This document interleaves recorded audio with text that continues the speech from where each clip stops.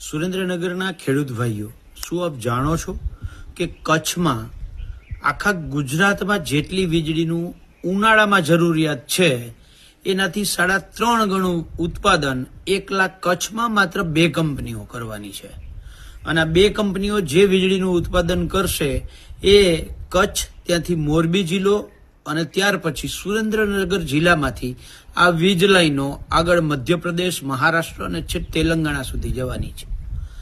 આ 765 કેવીની અત્યારે એક લાઈન, એક 800 કેવીની લાઈન, બીજી એક 765 કેવીની લાઈન, આવી 3 કે 4 લાઈનોના કામ સુરેન્દ્રનગરમાં કાં તો નોટિસ અપાઈ ગઈ છે, કાં તો ખાડા ખોદવાનું કામ ચાલુ છે, અથવા તો કંપનીવાળા નિશાનીઓ કરે છે।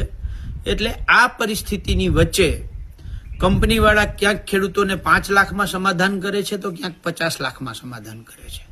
આનું કારણ એ છે કે આપણી એકતા નથી અને આપણી પાસે જ્ઞાન નથી। આ તમામ મુદ્દાઓને લઈ મૂળી તાલુકાનું જે કળમાદ ગામ છે ત્યાં મહાદેવના મંદિરે સાંજે 7 વાગે હું આવું છું।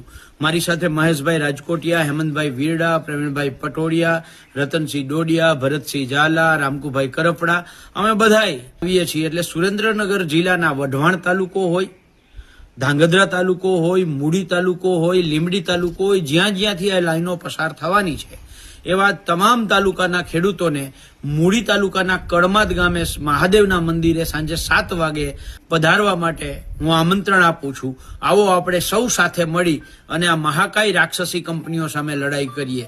જય જવાન, જય કિસાન।